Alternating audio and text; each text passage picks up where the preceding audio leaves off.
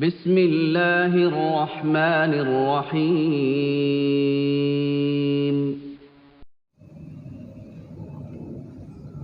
الحمد للہ وحدہ والصلاة والسلام علی من لا نبی بعدہ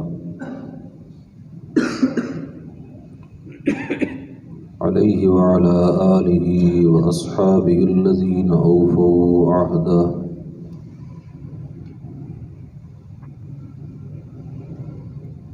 الذین هم خلاصة العرب العرباء وخیر الخلائق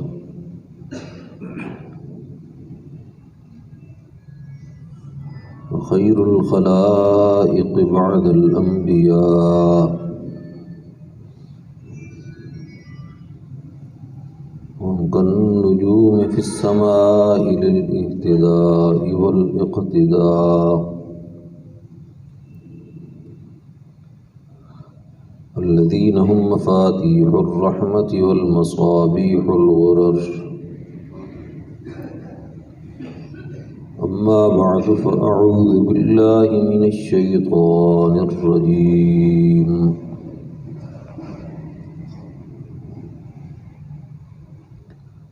بسم الله الرحمن الرحيم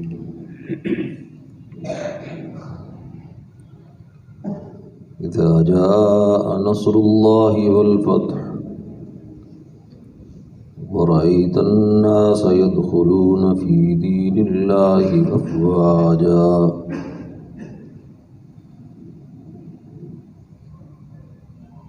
فسبح بحمد ربك واستغفره إنه كان توابا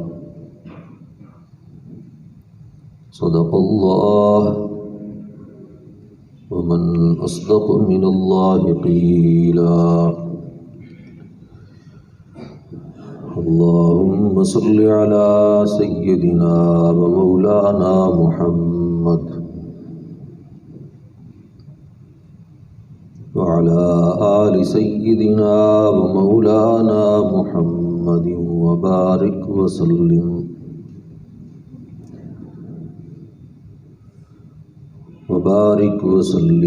ثم صل عليه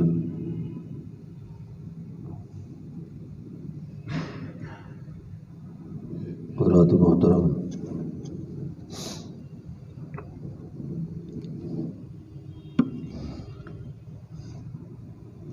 سیرت امام الانبیاء حضرت محمد الرسول اللہ صلی اللہ تعالی علیہ وسلم کے ضمن میں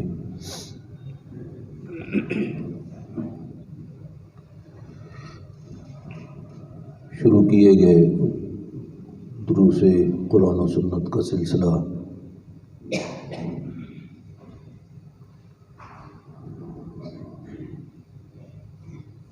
اللہ رب العزت کی توفیق و عنایت کے ساتھ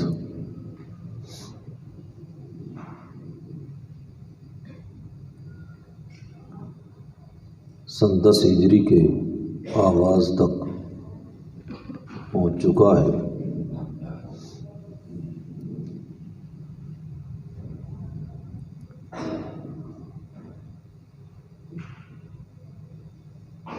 اور اس لمبے عرصے میں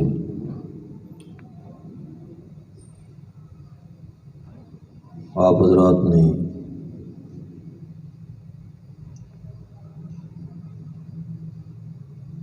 مکہ مکرمہ کی آباد کاری اور سیدنا ابراہیم و اسماعیل علیہ السلام کا وہاں پہنچنا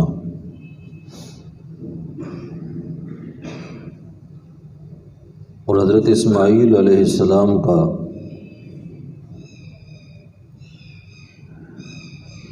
یمن کے قبیلہ بنو جرہم میں نکاح ہونا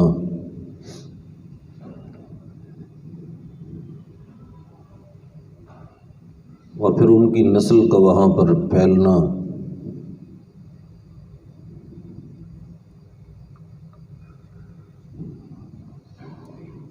اور اس میں سے اس نسل سے جناب محمد الرسول اللہ صلی اللہ تعالی علیہ وسلم کی ولادت باسعادت۔ اس سے پہلے بھی کچھ بشارتیں اور خوشخبریاں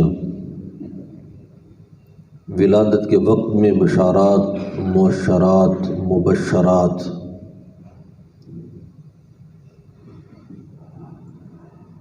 ولادت کے بعد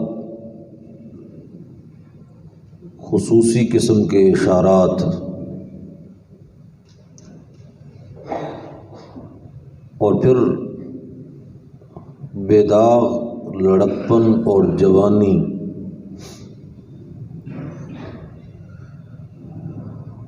40 سال کی عمر میں اظہار نبوت،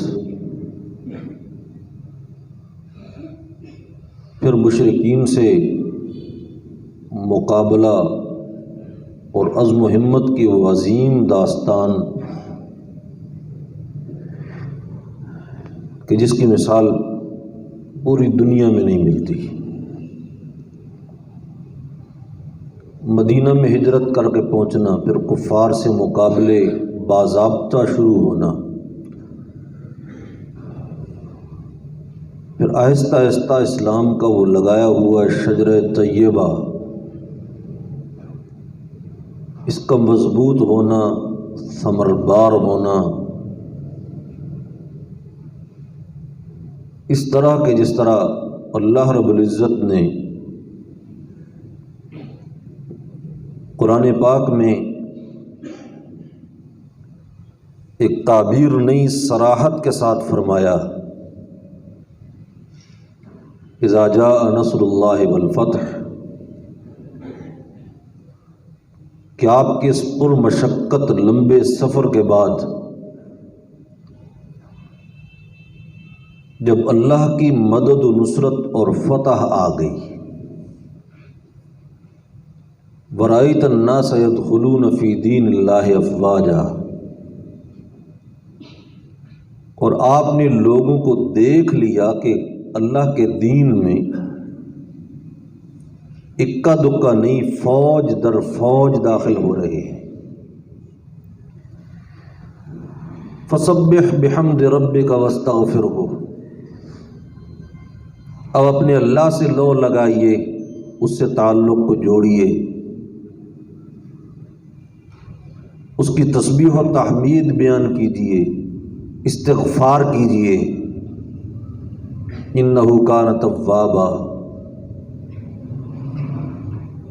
اس لیے کہ وہ ذات ہی ایسی ہے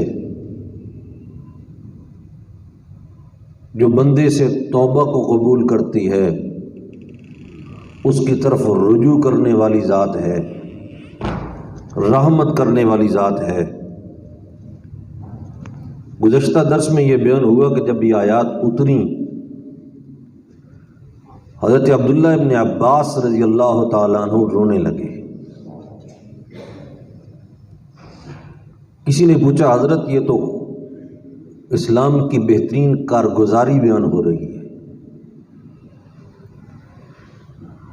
اور جو داستان مکہ سے شروع ہوئی تھی اس کے بہترین نتائج کا بیان ہو رہا ہے، اور آپ اس پہ رو رہے ہیں۔ انہوں نے فرمایا کہ تم نے غور نہیں کیا، اللہ رب العزت یہ اشارہ کر رہے ہیں میرے پیغمبر، جس کام کے لیے آپ کو ہم نے مبعوث کیا تھا وہ کام مکمل ہو چکا ہے، لہٰذا آپ ہمارے پاس پہنچنے کی تیاری شروع کر دیجیے۔ اور یہ اشارہ ہے کہ اللہ کے رسول دنیا سے ان قریب رخصت ہونے والے ہیں۔ چنانچہ حج کے بعد ہی ذوالحجہ ہے، پھر محرم ہے، پھر سفر ہے، پھر ربیع الاول ہے۔ ربیع الاول کے اندر رسول اللہ صلی اللہ علیہ وسلم کی وفات ہو گئی،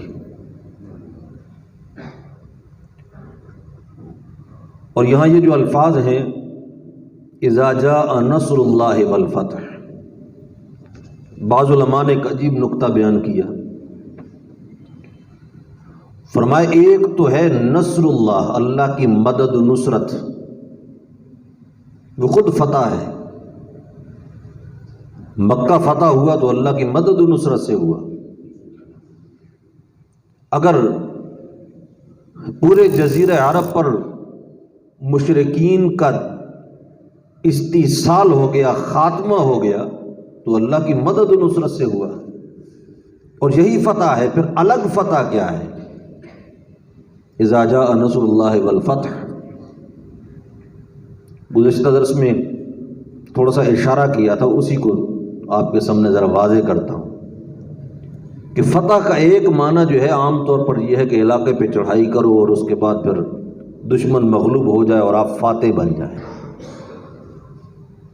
لیکن یہ بات تو اذا جاء نصر اللہ میں بیان ہو چکی. فتح کا دوسرا معنی ہے دروازہ کھلنا، کھل جانا کسی چیز کا، رکاوٹوں کا دور ہو جانا. دروازہ رکاوٹ ہوتا ہے، جب وہ کھل جائے تو اس کے بعد اندر داخلے کی رکاوٹ بند ہو جاتی ہے، ختم ہو جاتی ہے. اور میں کہ جب اسلام کے سامنے رکاوٹیں تھیں اور کئی دروازے ایسے تھے جو نہیں کھلے تھے، جناب محمد الرسول اللہ صلی اللہ علیہ وسلم کے دین کے سامنے جب رکاوٹ تھی اور بڑے بڑے سرداران رکاوٹ بنے ہوئے تھے، جب وہ دروازے کھلے اور دین اصلی چہرے میں جب لوگوں نے دیکھا تو انہوں نے خود بخود بغیر لڑائی کے، جنگ و جدال کے، فوج در فوج اسلام میں داخلے کو قبول کر لیا اور فوج در فوج آنے لگے. کوئی جس طرح گزشتہ دروس میں آپ سن چکے ہیں کہ یہ تو ہے ہی سارا عام الوفود کہ جس میں وفد آتے ہیں، اور کوئی وفد ایسا نہیں ملتا کہ جو مدینہ میں آیا ہو رسول اللہ صلی اللہ علیہ وسلم کے ساتھ ملاقات کے بعد اس کو اسلام کی توفیق نہ ملی ہو. یہ الگ بات ہے کہ کوئی ایک دن رہا، کوئی 2 دن رہا، کوئی پہلے مسلمان ہو کے آیا اور کوئی مدینے میں آ کے مسلمان ہو گیا. جب معمولات دیکھے، ترتیبات دیکھیں، دین دیکھا، اس کی سادگی دیکھی، اس کی حقیقت دیکھی، اس کی گہرائیاں دیکھیں، خود بخود اسلام دل میں گھر کر گیا. پڑھا لکھا طبقہ بھی، ان پڑھ طبقہ بھی، شہری طبقہ بھی، دیہاتی طبقہ بھی. اللہ کے روایات میں یہ آتا ہے، صحیح بخاری میں بھی موجود ہے کہ ایک دیہاتی اعرابی آیا، آ کر اس نے کلمہ پڑھا. کلمہ پڑھنے کے بعد وہ نکلتے نکلتے پھر مڑا اور کہتا یا رسول اللہ، آپ مجھے کچھ اعمال وغیرہ بتلا دیں، کچھ چیزیں بتلا دیں جن پر میں عمل کروں. میں یہ چاہتا ہوں کہ اب اسلام کے دامن میں آ گیا ہوں، اب ناکامیوں کا منہ نہ دیکھوں، اللہ کے حضور کامیاب اور سرخروئی کے ساتھ پہنچ جاؤں. آپ مجھے بتلائیں کیا کرنا ہوگا. کلمہ تو میں نے پڑھ لیا، اور کیا کرنا ہوگا؟ اور میں کلمہ پڑھا ہے تو اب اس کے بعد نماز بھی پڑھنی ہوگی. ٹھیک ہے جی. روزہ بھی رکھنا ہوگا. ٹھیک ہے جی. زکوٰۃ بھی ادا کرنا ہوگی. بالکل جی. حج اگر فرض ہو تو اس کو بھی کرنا ہوگا. بالکل جی. آمین ہے جی، قبول ہے جی. تو جب بات سنی اس نے عرض کیا یا رسول اللہ بس اتنی بات ہے؟ فرمایا بالکل اتنی بات ہے. اس نے کہا واللہ لا ازید علی ھذا ولا انقص، مجھے رب کعبہ کی قسم ہے کہ میں اس سے کچھ زیادہ ہے کچھ کم نہیں کروں گا، بس پورا عمل کروں گا اس کے اوپر. واللہ لا ازید علی ھذا ولا انقص. اب دیہاتی عربی آدمی اس نے تو اسی طرح کہنا تھا نا. اب بعض لوگوں نے اس میں تھوڑی سی پیچیدگیاں پیدا کر لیں، اور ایک گروہ ایسا ہے جو کہتا ہے جی دیکھو جی آپ نے نماز کے فرائض کا ذکر کیا کہ نماز فرض ہے، اس کو پڑھنا ہے، لہذا سنتوں کا ذکر نہیں تھا، اور اس کو آپ نے کہا ٹھیک ہے تو نے بڑی اچھی بات کر دی، میں کمی بیشی نہیں کروں گا، لہذا سنتیں پڑھنے کی ضرورت نہیں. بھئی اس میں تو وطر کا بھی ذکر نہیں، وطر بھی تو واجب ہے، وہاں تو صرف 5 نمازوں اور 5 فرائض کا ذکر ہے. مقصد یہ ہے واللہ لا ازید علی ھذا ولا انقص. وہ کہنے والا اپنے ماحول کے مطابق ایک محاورے کے مطابق بات کرتا ہے کہ جس طرح کسی کو نصیحت کی جائے نا، وہ کہتا ہے جی بالکل منو عمل ہوگا، کوئی کمی بیشی نہیں ہوگی. اس کے علاوہ ان الفاظ کے اندر وہ گہرائی ہو ہی نہیں سکتی. وہ کہ عربی آدمی ہے، وہ سندا سے بات کر رہا ہے. اس کا یہ مطلب نہیں تھا کہ یا رسول اللہ میں سنتیں نہیں پڑھوں گا، صرف فرض پڑھوں گا. میں کہا بالکل ٹھیک کہہ رہے ہو، یہ کوئی مطلب نہیں. مطلب یہ ہے کہ یا رسول اللہ آپ نے نصیحت فرمائی، آپ کی نصیحت میں کوئی کمی بیشی نہیں ہوگی، عمل ہوگا اس کے اوپر۔ اور جب یہ الفاظ بولے، جب باہر نکلا آپ نے فرمایا افلح الرجل ان صدقہ، اگر یہ واقعی سچ کہہ رہا ہے تو یہ شخص جنتی ہے، اگر اسی طرح کرے گا تو یہ جنتی ہے۔ لیکن اتنی بات بھی ذہن میں رکھو کہ وہ اگرچہ دیہاتی آدمی تھا، لیکن اس بات کا اس کو علم پہلی مجلس میں ہو گیا کہ جو رسول اللہ کا دین ہے اس میں کمی بھی جائز نہیں، اس میں بیشی بھی جائز نہیں، نہ اضافہ جائز ہے اور نہ کمی جائز ہے۔ یہی تو ہمارے مسلمانوں کا ایک امتیاز ہے، اور قیامت کی صبح تک برقرار رہے گا کہ ہمارے پاس پورا دین کامل شکل میں موجود ہے، جس سے اضافی حاشیہ نگاری کی ہمیں کوئی ضرورت نہیں ہے کہ ہم اس کو خوبصورت بنانے کے لیے اس کے اوپر حاشیے چڑھائیں، یا پھر ہم اس میں سے کسی چیز کو نکالیں کہ الیاذ باللہ ہمارے لیے عیبدار ثابت ہو رہی۔ نہ ہمیں کسی چیز کو نکالنے کی ضرورت، نہ اس کے ساتھ اضافی حاشیے چڑھانے کی ضرورت۔ دین وہی ہے جو محمد عربی سے ثابت ہے صلی اللہ تعالی علیہ وسلم۔ اور اس کے بعد پھر آپ نے باقاعدہ حج کا ارادہ فرمایا۔ اس سے پہلے سن 9 ذی الحجہ میں، چونکہ مکہ تو فتح ہو چکا تھا 8 میں، لیکن 9 میں آپ خود تشریف نہیں لے گئے، حضرت ابوبکر کو بھیجا رضی اللہ تعالیٰ عنہ۔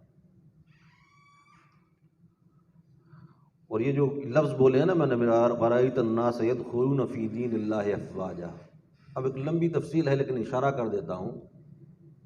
جب یہ آیات نازل ہوئی اِنَّا فَتَحْنَا لَكَ فَتْحًا مُبِينًا، کہ ہم نے فتح مبین آپ کو عطا فرمائی،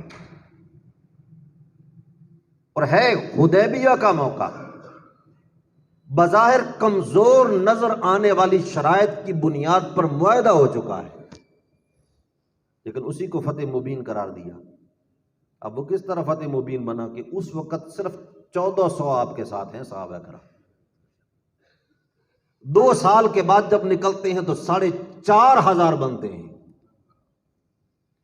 پھر اس کے بعد جب مکہ کی فتح کے لیے نکلتے ہیں تو 10,000 ہیں، پھر حنین پر جس وقت نکلتے ہیں تو 12,000 ہیں، پھر تبوک کے لیے جس وقت نکلتے ہیں تو 20,000 ہیں، اور جس وقت مدینہ طیبہ سے حج کے لیے نکلتے ہیں رسول اللہ صلی اللہ علیہ وسلم، اس وقت ابتدا میں 90,000 ہیں، اور میدان عرفات میں پہنچنے کے بعد 1.25 تعداد ہو چکی ہے۔ یہ ہے اذا جاء نصر اللہ والفتح وَرَأَيْتَ النَّاسَ يَدْخُلُونَ فِي دِينِ اللَّهِ أَفْوَاجًا، فوج در فوج داخل ہو رہے ہیں۔ اور 9 ذی الحجہ کو آپ نے حضرت ابوبکر رضی اللہ عنہ کو بھیجا، اس کی وجہ یہ تھی کہ ابھی تک وہاں مشرکین رہ رہے تھے، ان سے معاہدے تھے، ابھی ننگے طواف بھی ہو رہا تھا، مشرکین کو وہاں سے نکالا نہیں گیا تھا، برات کا اظہار بھی کرنا تھا، معاہدے جو تھے ان کو ایک خاص مہلت کے بعد ختم بھی کرنا تھا۔ اس لیے آپ خود نہیں تشریف لے گئے، حضرت صدیق اکبر کو بھیجا، اور ان کی معیت میں حضرت علی کو بھیجا رضی اللہ تعالیٰ۔ اور جس وقت یہ سورہ توبہ اتری تو حضرت علی رضی اللہ عنہ پیچھے سے پہنچے، اور حضرت صدیق اکبر نے پوچھا کہ آپ کو کیسے بھیجا گیا؟ اب بعض روایات میں تو یہاں تک بھی ہے کہ حضرت صدیق ذوالحلیفہ تک پہنچے ہوئے ہیں، اور حضرت علی کو جب دیکھا کہ اور یہ وہ اعلانات لائے ہیں کہ یہ اعلان ہے جو اللہ کے رسول نے فرمایا کہ وہاں کرنے، اب بھاگے وہاں سے خود واپس مدینہ طیبہ میں گئے، 6 میل کا سفر طے کر کے واپس گئے، جا کے عرض کی یا رسول اللہ، حضرت علی کو جو آپ نے بھیجا ہے اگر آپ نے امیر بنایا ہے تو میں ان کی اطاعت میں چلنے کو تیار ہوں، اگر آپ نے مامور بنایا تو مجھے کم از کم یہ واضح ہو جانا چاہیے کہیں آپ کے حکم سے سرتابی نہ ہو جائے۔ آپ نے نہیں، ان کو صرف اعلان کے لیے بھیجا گیا ہے، وہ آپ کے وزیر ہوں گے یا آپ امیر ہوں گے۔ دیکھو جی، پہلا اہم ترین سفر ہے حضرت صدیق اکبر کی موجودگی میں، امارت صدیق کے حوالے، وزارت حضرت علی کے حوالے۔ اب آپ یہ بات سمجھ لیں کہ اس میں بھی کتنا بڑا نقطہ ہے۔ تو حضرت صدیق اکبر رضی اللہ تعالیٰ عنہ حضرت علی کو ساتھ لے کر جب وہاں پر پہنچے، اور پھر اعلانات کیا تھے، فرمایا کہ وہاں اعلان کرنا اللہ يدخل الجنت الا نفس مؤمنہ، کہ جنت میں جانے کے لیے ایمان شرط ہے، اگر ایمان نہیں ہوگا تو کوئی شخص جنت میں نہیں جا سکتا۔ وَلَا يَدْخُلَ الْمَسْجِدَ الْحَرَامَ مُشْرِكٌ، کہ کوئی مشرک آئندہ مسجد حرام میں داخل ہونے کی جرأت نہ کرے۔ وَلَا يَطُوفَنَّ بِالْبَيْتِ عُرْيَانٌ، اور بیت اللہ کا کوئی شخص آئندہ ننگے طواف کرنے کی جرأت نہ کرے۔ اور پھر فرمایا وَلَا تَجِدَ تِمْثَالًا إِلَّا مَسَخْتَهُ وَلَا قَبْرًا مُشْرِفًا إِلَّا سَوَّيْتَهُ، فرمایا اگر وہاں پر کوئی تجھے مورتی اور تصویر نظر آ جائے اس کو ختم کر دینا ہے، اور اگر کوئی قبر ایک بالش سے اوپر نظر آ جائے تو اس کو بھی تم نے زمین کے برابر کر دینا۔ یہ اعلانات تھے۔ اور پھر حضرت علی رضی اللہ عنہ فرماتے ہیں کہ پھر میں نے اس حکم پہ عمل کیا، اور پھر جگہ جگہ پر گلیوں میں، چوکوں میں، چوراہوں میں، منا میں، مزدلفہ میں، عرفات میں، مطاف کے اندر حتیم کے اوپر کے ساتھ کھڑے ہو کر پہاڑیوں کے اوپر جس جگہ مجھے موقع ملا میں نے آواز لگا کے بلند آواز سے میں نے یہ اعلانات اللہ کے رسول کے جو تھے وہ مخلوق تک پہنچائے، سننے والوں تک پہنچائے، حتیٰ کہ میری آواز بیٹھ گئی۔ اور پھر حضرت ابو ہریرہ رضی اللہ عنہ ساتھ شامل ہو گئے، اور پھر وہ آوازیں لگا رہے ہیں، کوئی اور ایک دو صحابہ جو تھے وہ بھی معاونت کرنے لگے۔ اس طرح وہ 9 ذو الحجہ کا حج گزرا، یعنی 9 ہجری کا حج۔ پھر اس کے بعد 10 کو تو آپ نے حجۃ الوداع کا ارادہ فرمایا، اور آپ حجۃ الوداع کے لیے تشریف لے گئے۔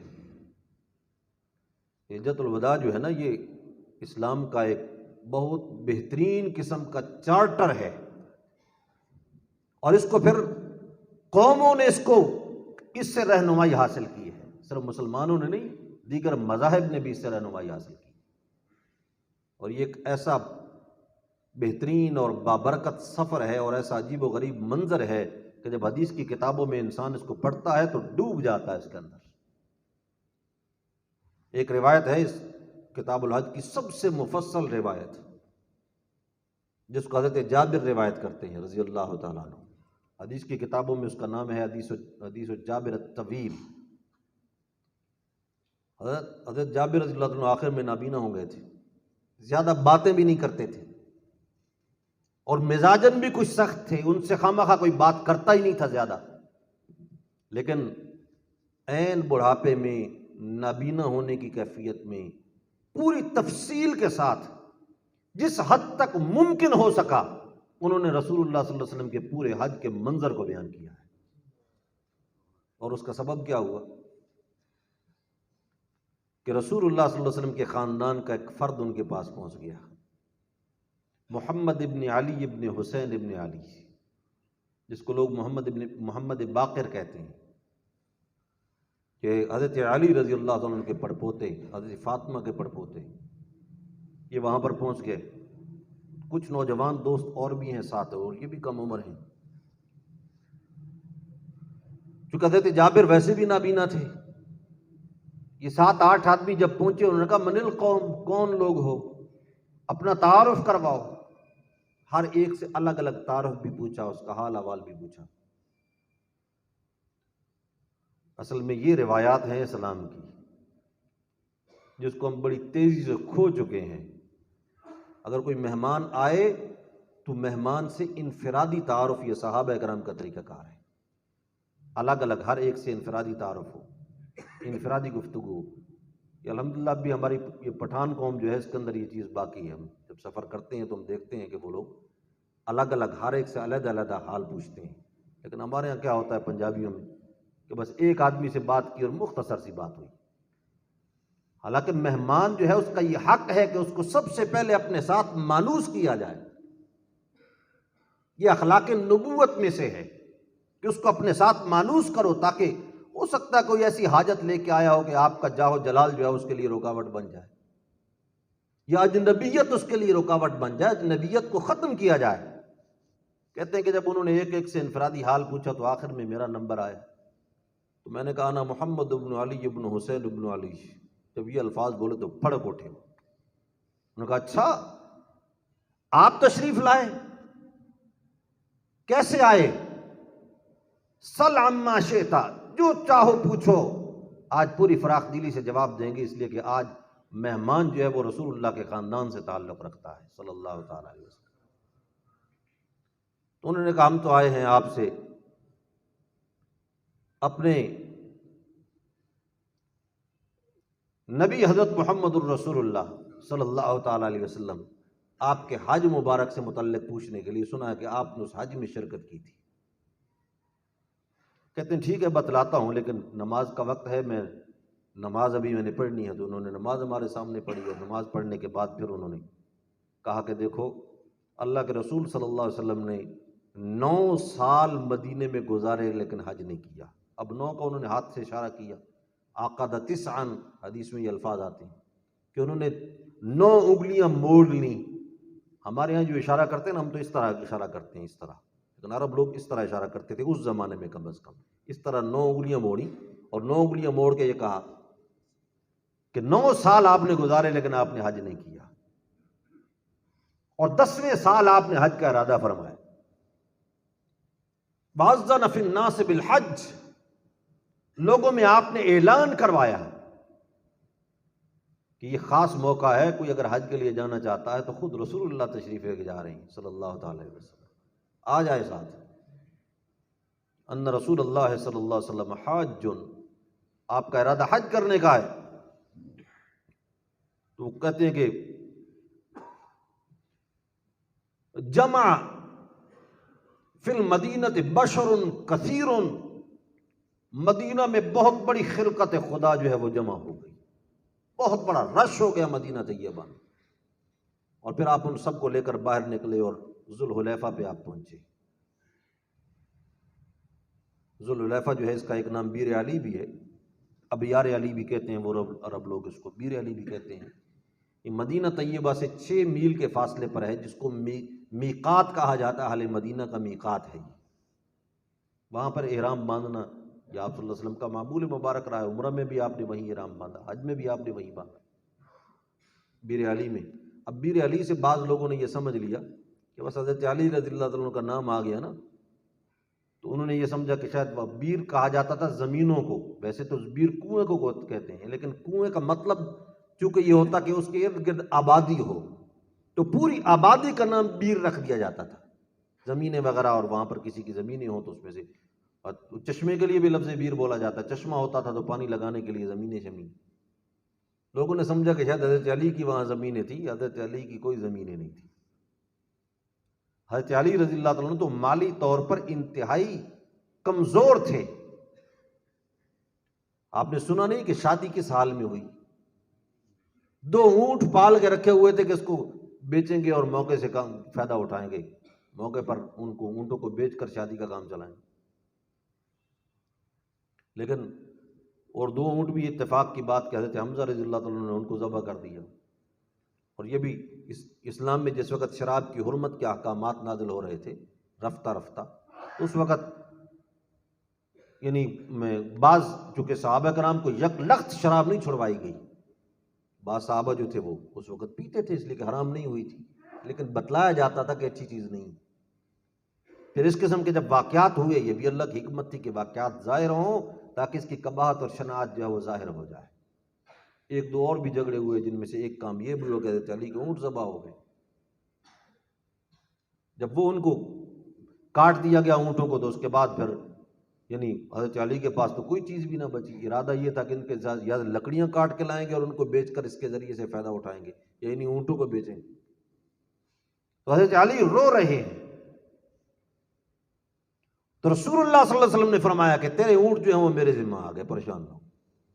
پھر عین جس وقت شادی کا وقت تھا، حضرت عثمان نے اپنی دولت پیش کی، انہوں نے کہا جی دولت عثمان کی ہوگی اور شادی حضرت علی کی ہوگی۔ انہوں نے بھی اپنی مال دولت کو پیش کیا۔ تو جس کو اپنی شادی کے لیے بھی مال و دولت کی ضرورت پڑتی ہے دوسروں سے تعاون کے لیے، تو وہ زمیندار ہوتے، اتنا ان کی زمینیں ہوتی تو یہ کیفیت نہ ہوتی۔ اور بعض لوگوں نے ماشاءاللہ ایسی روایات گھڑ رکھی، کہتے ہیں ادھر کنویں میں حضرت علی نے کچھ جنات کو بند کیا تھا، اس لیے اس کا نام بیر علی ہو گیا۔ اور جنات کو بند کرنا یہ کوئی بڑی بات جس کو سمجھا جاتا ہے کہ جنات تابع کر لیتے ہیں جی، یہ پتہ نہیں اگر تابع ہوتے تو کفار پہ کیوں نہ چھوڑا جاتا ان کو۔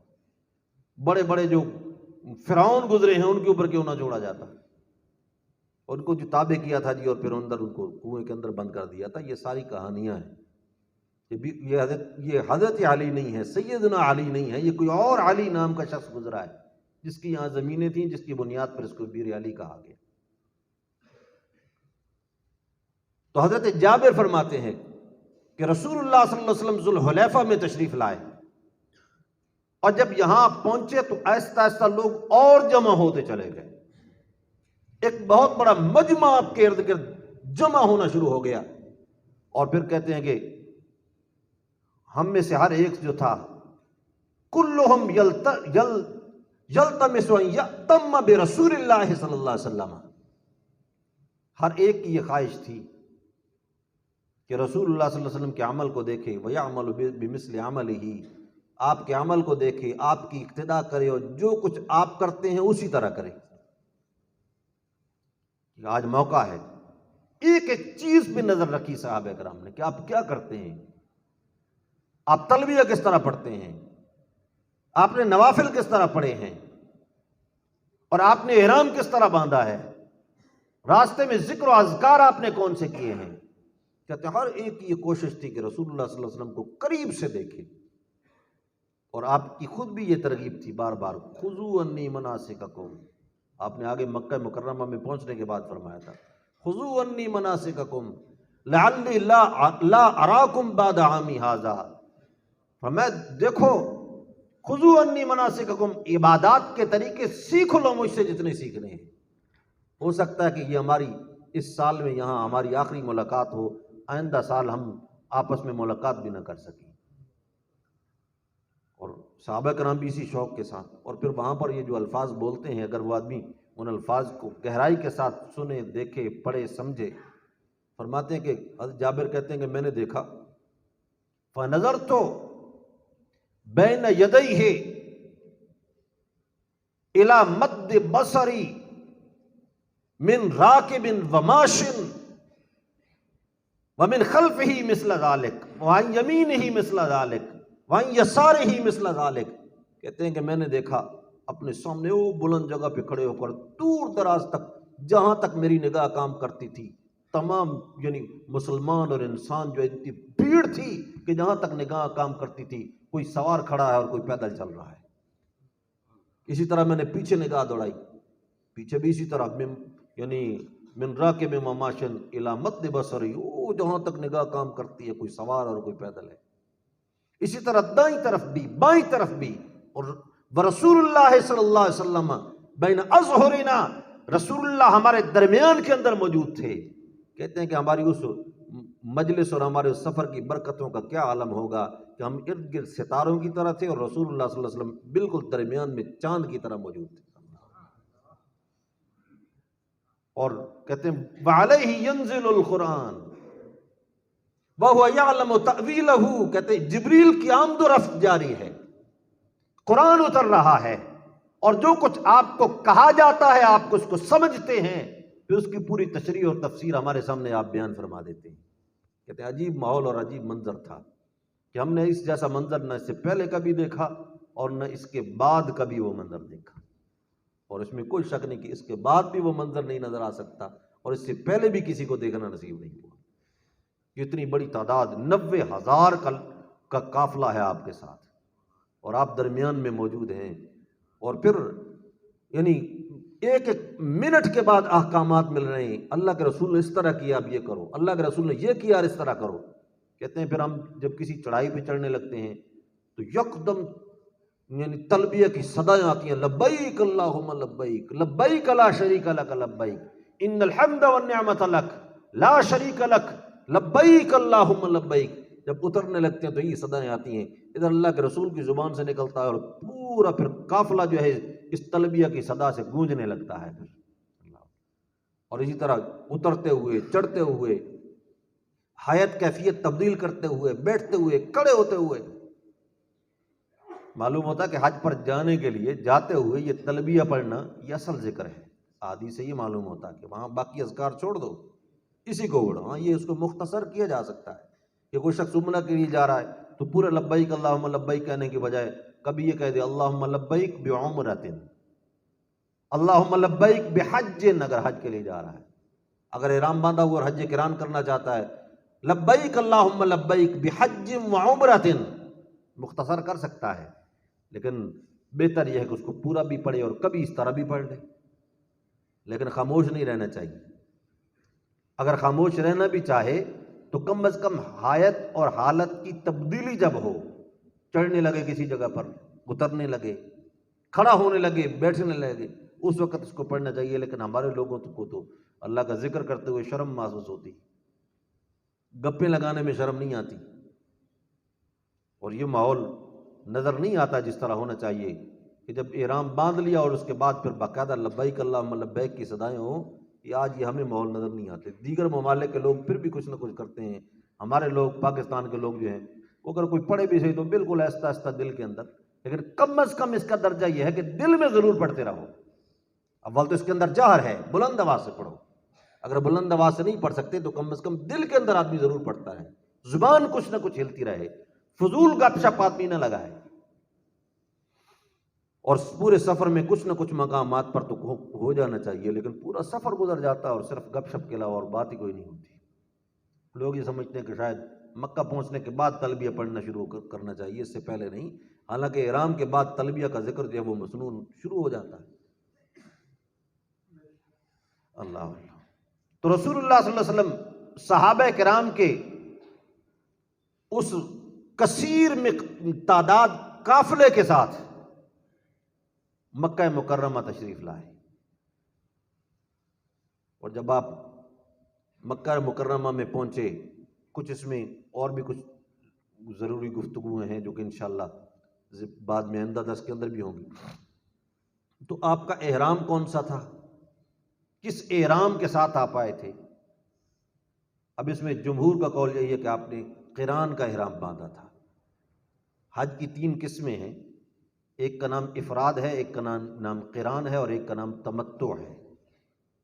حج افراد کا مطلب ہے کہ آدمی صرف حج کا احرام باندھ کے جائے، ارادہ یہ ہو کہ صرف حج کرے گا، یعنی پہلے احرام کے ساتھ، جب حج کر لی اور اس کے بعد جب فارغ ہوا تو پھر عمرہ کر لے بے شک۔ اور دوسرا حج قران یہ ہے کہ اکٹھا احرام باندھ کے جائے دونوں کا، حج کا بھی ہو عمرہ کا بھی ہو، اور عمرہ کر کے احرام کھولنا نہیں ہے جب تک کہ حج کے افعال ادا نہ کر لے، اس کو قران کہتے ہیں۔ اور حج تمتع یہ ہے کہ پہلے عمرہ کا احرام باندھ کے جائے اور وہاں جا کر عمرہ کر کے فارغ ہو جائے، پھر 8 تاریخ کو دوبارہ پھر احرام باندھ کے مینا میں پہنچے، اس کو تمتع کہا جاتا ہے۔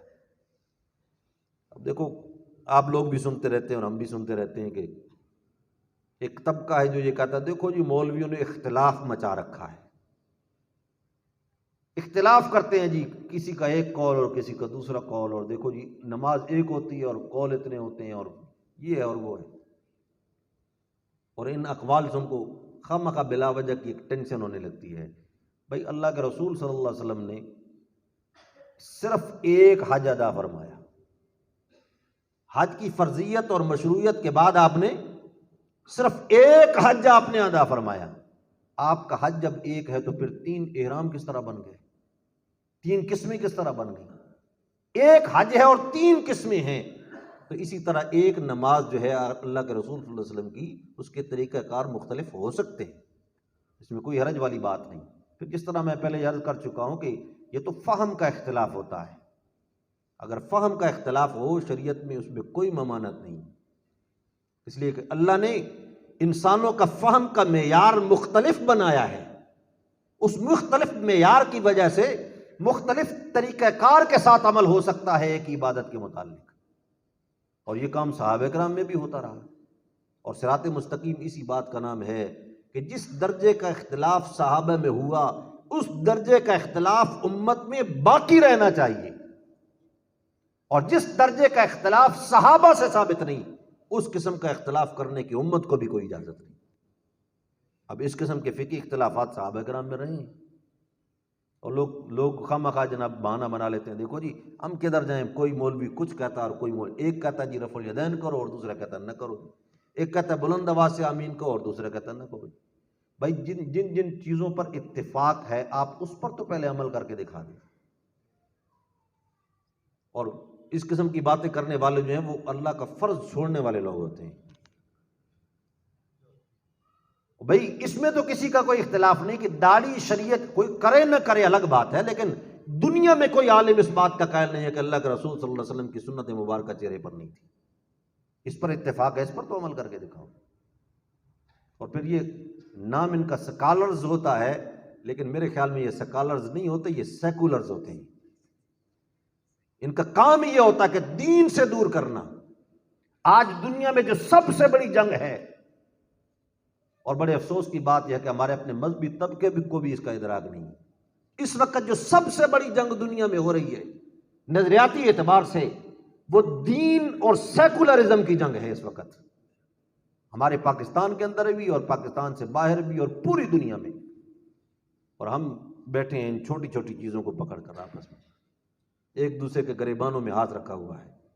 بے دین طبقہ یہ چاہتا ہے کہ بالکل مادر پدر آزادی ہو جائے اور کسی قسم کا کوئی سوال و جواب ہی نہ ہو، جو کوئی کرے جو جی میں آئے وہ کیا جائے۔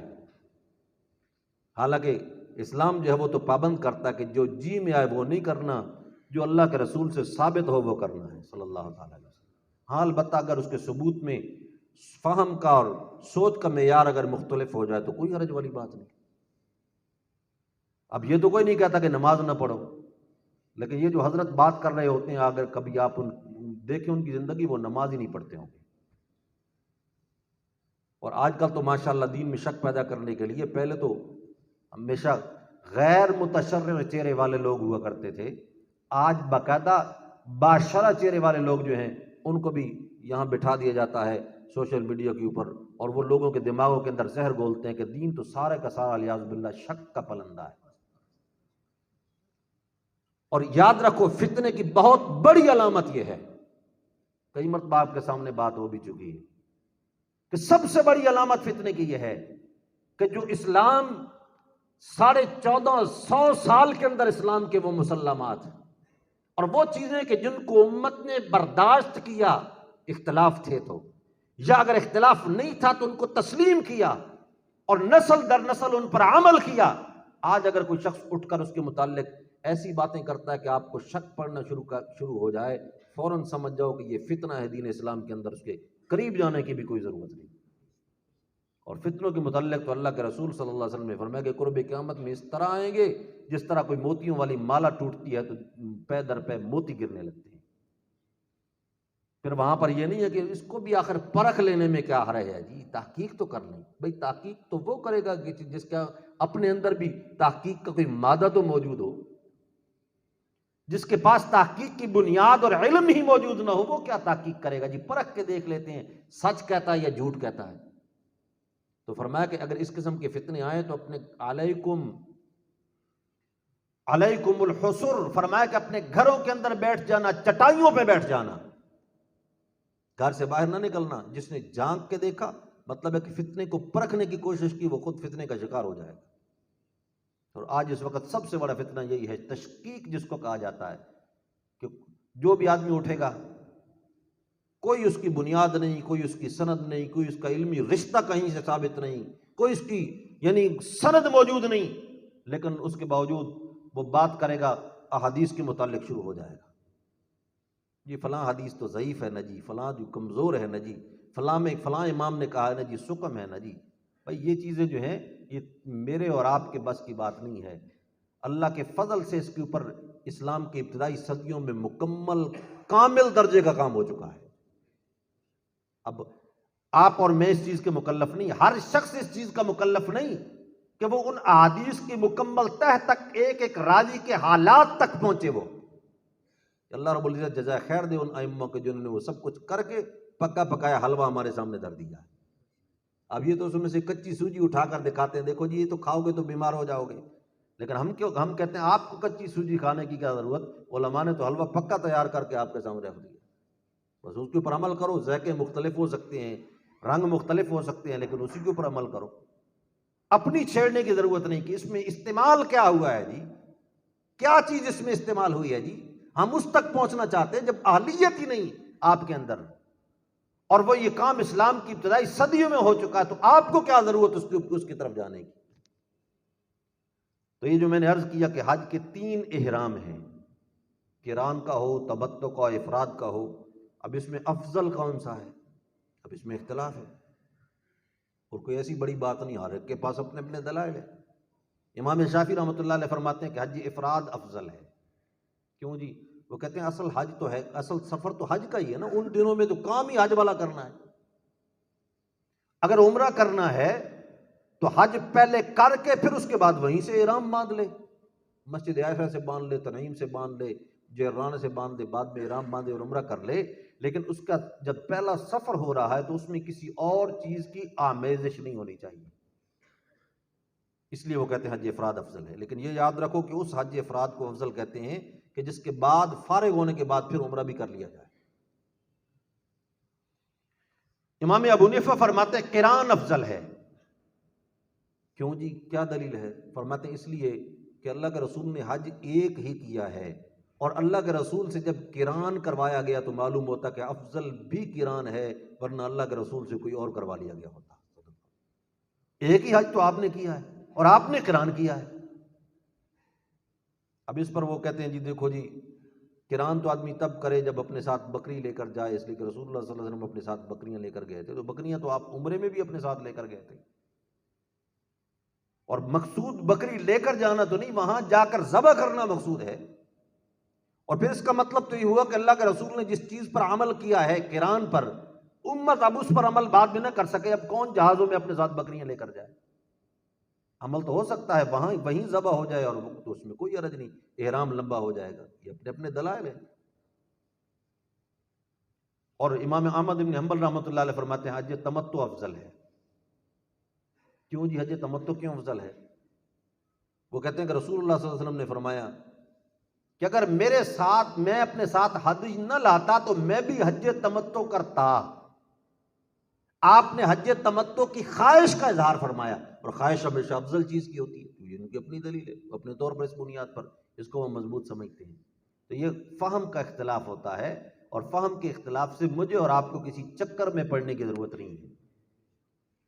تو یہاں پر یہ کہنے میں کوئی حرج نہیں کہ پیچھے امام کے اللہ اکبر، جس طرح نماز میں ایک امام کے پیچھے رفع الیدین کرنے والا بھی حرم میں کھڑا ہے، نہ کرنے والا بھی کھڑا ہے، اور اسی طرح آمین بالجہر کرنے والا بھی کھڑا ہے، آمین بالجہر نہ کرنے والا بھی کھڑا ہے۔ تو یہاں پر بھی اسی طریقے سے ایک امام کی بات کو مان کر اس کی اقتداء کرو، اس لیے کہ مقصود اس کا بھی شریعت پر عمل کرنا ہے، مقصود اس کا بھی شریعت پر عمل کرنا ہے۔ مختلف دروازے ہیں حرم کے، جس دروازے سے مرضی کو داخل ہو جائے، ہر شخص کو داخل ہونے کا اجر و ثواب حاصل ہوگا۔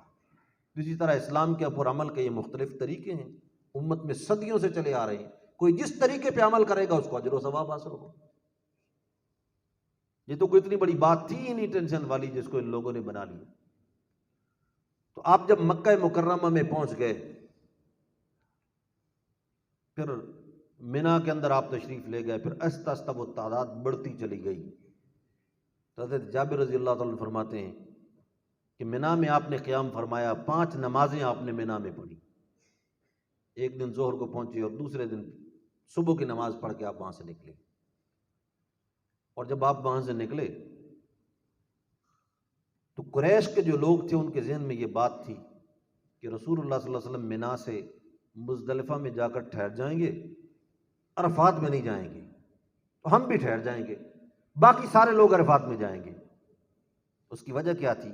وجہ یہ تھی کہ مشرکین کی ایک رسم بد تھی، قریش کی خاص طور پر۔ وہ یہ کہتے تھے نحن قطین اللہ، ہم تو اللہ کے حرم والے لوگ ہیں، ہم تو حرم کے مجاور لوگ ہیں، ہماری عزت اور شان اور تکریم دوسرے لوگوں سے جدا ہے، لہذا مزدلفہ سے آگے 3 میل ہم سفر نہیں کرتے، ہم تو مزدلفہ تک قیام کریں گے۔ اور وہ وقوف مزدلفہ میں کرتے تھے، حالانکہ مینا کے بعد عرفات میں جانا ہوتا ہے، عرفات سے واپسی پر مزدلفہ میں آنا ہوتا ہے، لیکن وہ مزدلفہ سے آگے ہی نہیں جاتے تھے۔ حضرت جابر فرماتے ہیں لا تشک قریش کو کوئی شک نہیں تھا کہ ان رسول اللہ صلی اللہ علیہ وسلم واقف بالمزدلفہ، کہ رسول اللہ مزدلفہ میں ٹھہر جائیں گے۔ ان کے ذہن میں یہ بات بیٹھی ہوئی تھی، کہتے ہیں ان کی گہرنگی کی انتہا نہ رہی جب آپ مزدلفہ سے تجاوز کر گئے اور آپ نے فرمایا حج کرنے کے لیے جانا ہے تو عرفات میں جانا ہے، مزدلفہ میں حج نہیں ہوتا۔ الحج عرفہ، حج تو نام ہی عرفات کا ہے، عرفات نہیں جائیں گے تو حج کس طرح ہوگا؟ تب قریش کو یہ پتہ چلا کہ اب تو آج تک جو ہم حج پر عمل کرتے رہے، حج کے احکام ہمارے یہ خود ساختہ احکام تھے، جو کہ آسمانی شریعت کے احکام نہیں تھے۔ اور جب آپ عرفات میں پہنچے اور وہاں آپ نے جو خطبہ عرفات ارشاد فرمایا، ایک خطبہ ہے اور 1450 سال گزر چکے ہیں، خدا کی قسم اس کے اوپر مسلسل کام ہو رہا ہے اور قوموں کی قومیں اس سے فائدہ اٹھا رہی ہیں، اس خطبہ عرفات سے۔ اور عجیب و غریب الفاظ ہیں۔ حضرت جابر فرماتے ہیں کہ آپ اپنی ناقہ مبارکہ جو ہے آپ اس کے اوپر بیٹھ گئے اپنی اونٹنی پر، اور ایسے اللہ نے ہمارے کانوں کو کھولا اور اللہ کے رسول کی آواز میں ایسا اعجاز پیدا فرمایا کہ 1.25 لاکھ کی تعداد میں صحابہ اکرام میں سے کسی کو یہ شکوہ نہیں تھا کہ مجھے اللہ کے رسول کی آواز سمجھ نہیں آ رہی۔ ہر ایک کو آواز سمجھ آ رہی ہے، سنائی دے رہی ہے، مکمل سمجھ آ رہا ہے، ایک ایک لفظ سمجھ آ رہا ہے۔ اور آپ نے وہاں پر جو قوانین بیان کیے، جو چیزیں بیان کی، اور جو انسانی حقوق کا تذکرہ آپ نے فرمایا، آج کوئی لاکھ انکار کرے، دنیا میں جتنے انقلابات انسانی حقوق کے نام سے آئے، سب کا ماخذ یہ خطبہ عرفات ہے، کوئی مانے یا نہ مانے، سب نے روشنی اسی سے لی ہے اور اسی کو بنیاد بنا کر اپنے الفاظ میں اس کو ڈالا ہے۔ چاہے انقلاب فرانس ہو، ماؤ زے تونگ کا چائنا کا انقلاب ہو، یا دنیا میں جتنے بڑے بڑے انسانیت کی فلاح و بہبود کے نام پہ جتنے انقلابات آئے، سب نے اسی سے روشنی حاصل کی۔ اور اس میں سب سے بڑی بات، اب دنیا میں سب سے بڑا فتنہ کیا ہے؟ ظاہری طور پر حقوق کے اعتبار سے قتل و غارت نا۔ آج دنیا میں کیا ٹینشن ہوتی ہے والوں، یہ دہشت گردی اور مارنا اور قتل و غارت اور یہ جو الفاظ بولے جاتے ہیں، کوئی حق پر ہو یا ناحق پر ہو، لیکن کم از کم یہی خون ریزی اور جنگ و جدال اور انسانوں کو قتل کرنا، اسی کا ایک ایشو بنا ہوا نا پوری دنیا میں۔ تو آپ نے اس کے لیے الفاظ کیا اختیار فرمائے؟ آپ نے لوگوں سے پوچھا سب سے پہلے، فرمایا ایو یوم ھذا، ایو بلد ھذا، ایو شہر ھذا، فرمایا آج کون سا دن ہے؟ صحابہ کرام نے عرض کیا یا رسول اللہ 9 ذی الحجہ ہے، یوم عرفہ ہے۔ فرمایا ایو بلد ھذا، شہر کون سا ہے؟ انہوں نے کہا جی شہر اللہ کا گھر ہے، بیت اللہ الحرام ہے۔ اور ایو بلد ھذا و ایو شہر ھذا، مہینہ کون سا ہے؟ عرض کیا یا رسول اللہ حج کا مہینہ ہے۔ فرمایا اس کی عظمت کے قائل ہو، دن بھی عظیم، شہر بھی عظیم، مہینہ بھی عظمت والا۔ فرمایا کہ ان دماءکم واموالکم حرام علیکم کحرمت یومکم ھذا فی بلدکم ھذا فی شہرکم ھذا۔ جس طریقے سے 3 عظمتیں اکٹھی ہو گئیں، مہینے کی عظمت، شہر کی عظمت، دن کی عظمت، یہ تمہارے دل کے اندر ہے، اسی طریقے سے ایک مسلمان کے خون اور مال کی عظمت اللہ کے ہاں اسی طرح بلکہ اس سے بھی بلند ہے۔ لہذا کوئی مسلمان کسی مسلمان کا خون نہ بہائے، بلکہ ایک حدیث کے اندر تو یہ الفاظ ہیں کہ ایک مسلمان کے خون کی قدر و قیمت اللہ کے ہاں کعبۃ اللہ سے بھی بلند ہے۔